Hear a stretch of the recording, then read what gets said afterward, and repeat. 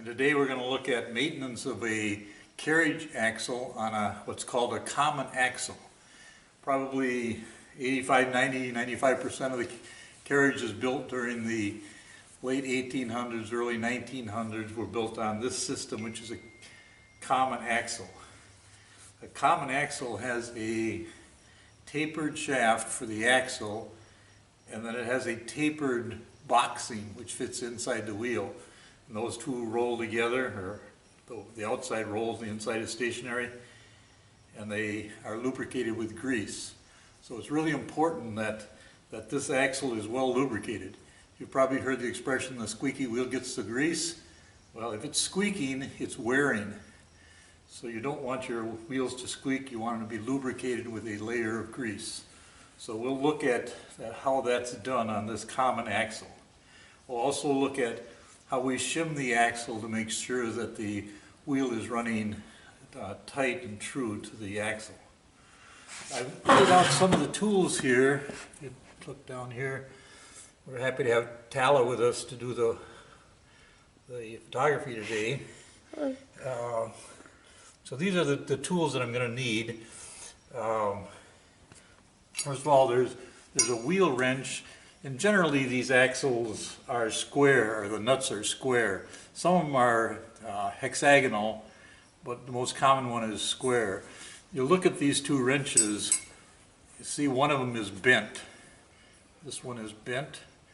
That probably means that somebody forgot which way the wheel turned. Guess who came? The doggy came. How did you get out? Come here, doggy. Bye, doggy.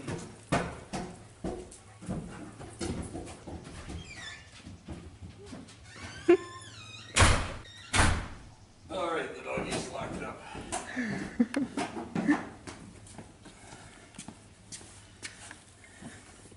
Okay, so we're looking at wrenches, right? Correct.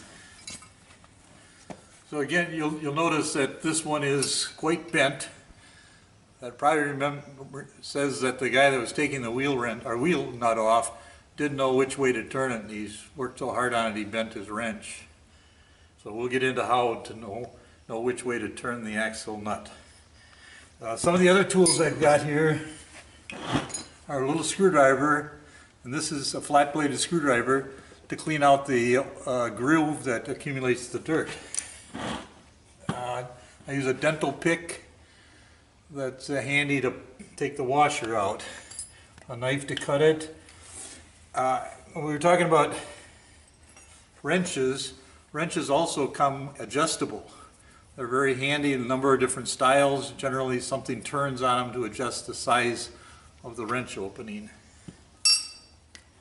I've got a couple wooden dowels here. They're handy to put a rag on and clean out the bore of the wheel. And then we'll see later,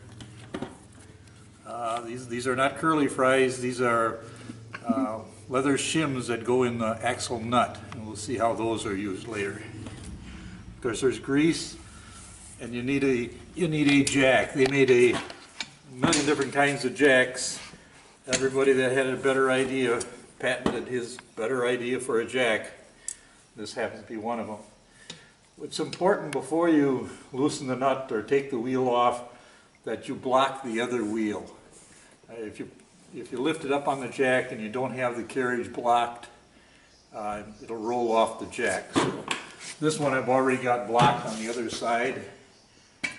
If you're on you got to remember, block the other wheel, don't block the wheel you're jacking up, because once you jack it up you're no longer blocked. So let's begin. Again, we got two wrenches. They would both fit.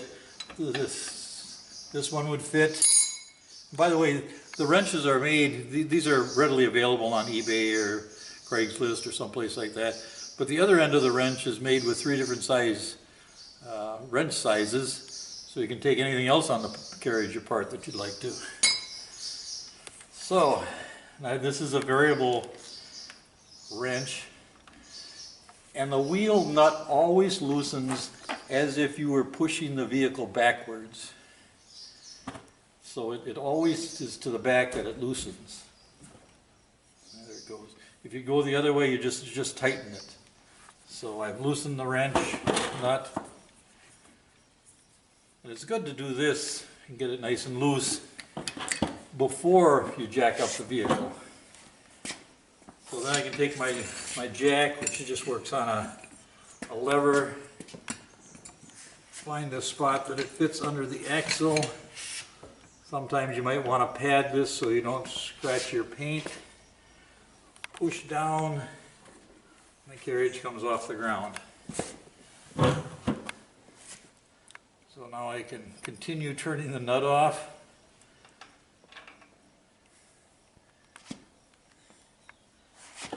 And on a common axle, then the wheel is free just to slide off the spindle. We'll set this aside for a minute.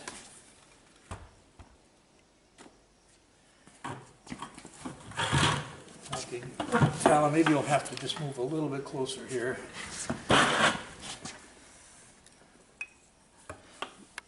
So what we want to do is when we maintain an axle is you want to clean off. This one's quite clean. If you've got an old vehicle that hasn't been serviced, you'll find that it's hard and caked on. You want to clean the axle, you want to clean the threads. Even the grease will get back here. So it's good to clean that as well. And Taylor, if you can see right on the top of the axle, there's a keyway, a groove. Mm-hmm. And that keyway is not there to put a key in to stop the wheel from turning. It's there to collect dirt. As the wheel turns, the dirt gets deposited in that little groove and saves the axle from becoming scored by any dirt that might accumulate. Good thing to have is lots of shop towels when you're working on a greasy axle. So I've cleaned that off nicely. Didn't take much because this is a well-maintained vehicle. But you want to inspect it. You know, are there any grooves or chips or scores in it? Has it worn? Sometimes you'll see a little wear up here, a little wear back here. But this one's in nice shape. Then, if we take the wheel, we also want to clean out the bore of the wheel. And again, I can take a rag, put it on my dowel, and slide it into the bore. It gets tighter as you go through because the bore is tapered.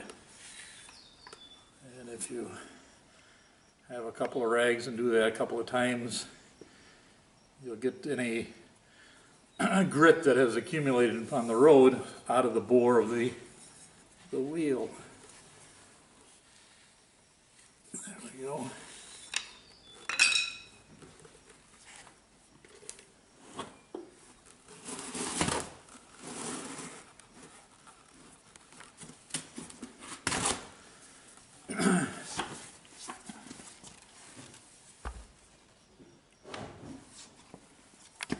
So, what do you put on an axle to grease it? I've got a little tube of grease there that I use when I travel away from home. When I'm at home, I just take my grease gun and apply a light layer of grease. It doesn't take much. I generally put it on the top because I know when I put the wheel on, that's where I'm going to have my clearance. Put on a light layer of grease. You can use a wooden stick or something, but I find my finger to be pretty versatile. So I've got a nice layer of grease on there. I can slide the wheel back on. I know my axle is clean and free of debris. I lift the axle so I'm touching I lift the wheel so I'm touching the bottom of the axle. Slide it on, and there's where it stays. Now the axle nut goes on, And the axle nut has a washer in here. It's a leather washer. This is a new one that I cut yesterday and put in here. And what it does is it shims out the the end play on the axle. So there's got a little bit of debris in there from the nut that was in there yesterday.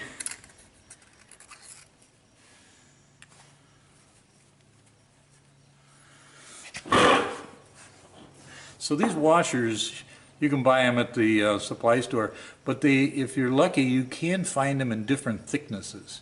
You'll see this one's quite a bit thicker than that one. And this axle's got a little bit of wear, so the thicker one worked better for me. So I just cut it with a knife and made it fit pretty nicely. If you got a little gap here, the grease is going to fill that up anyway. And again, to put it on, it goes on in the direction of the travel of the vehicle. So on this side of the vehicle, they're right-hand nuts. On the other side of the vehicle, they're left-hand nuts.